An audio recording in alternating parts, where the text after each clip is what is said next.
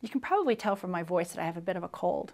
Somehow last week a virus entered my system despite my best efforts to avoid germs and to boost my immune system. As a result, my left ear is clogged up, I've got a frog in my throat, I don't have the energy or creativity I normally have, and frankly I'm feeling pretty cranky.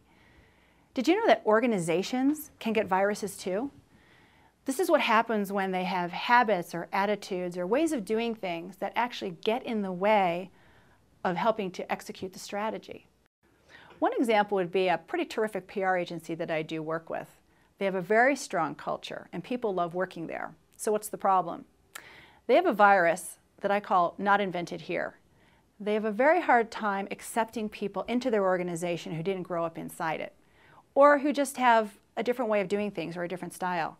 Now you wouldn't think that that was such a big problem, except that the world is changing around them.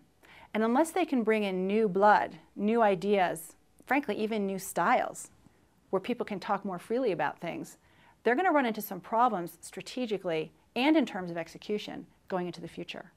Chances are good that you have an organizational virus as well. These viruses can take place at the enterprise level or at the project team level, basically anywhere that a group of people are trying to drive a strategy forward, trying to execute on a plan, and yet it's not quite working. What you'll find is that you can have viruses and they don't really bother you so much when the economy is growing and the organization's growing and there's lots of resources to make things go forward.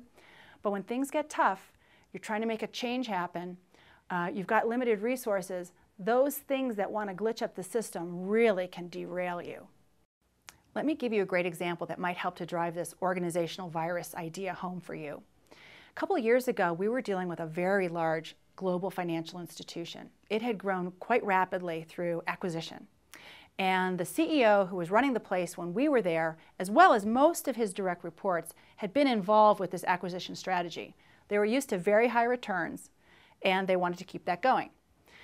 Of course, the acquisition strategy had to turn to a more organic strategy over time. They'd bought up a lot of the good properties. They were already huge. They were already everywhere. They really had to, instead of acquire companies, turn to knitting together the organization. They needed to put systems in place, put structures in place, start to create a global leadership brand. They needed to be concerned about corporate governance issues as they would play out in all these different global societies and cultures.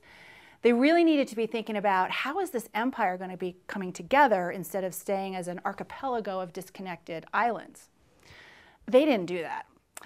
One, they really thought of themselves as corporate raiders, and that self-identity was really important to the problem.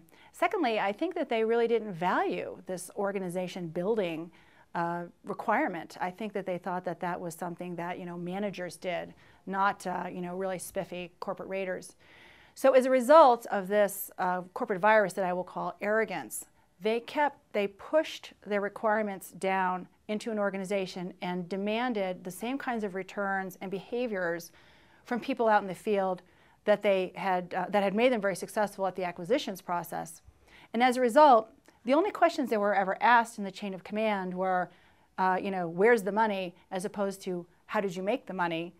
And that attitude resulted in a lot of trouble in the field. They had lawsuits, they got in trouble with regulators, they even got kicked out of one country. And in general, they so tarnished their reputation that the only way to recover it was to get rid of the CEO.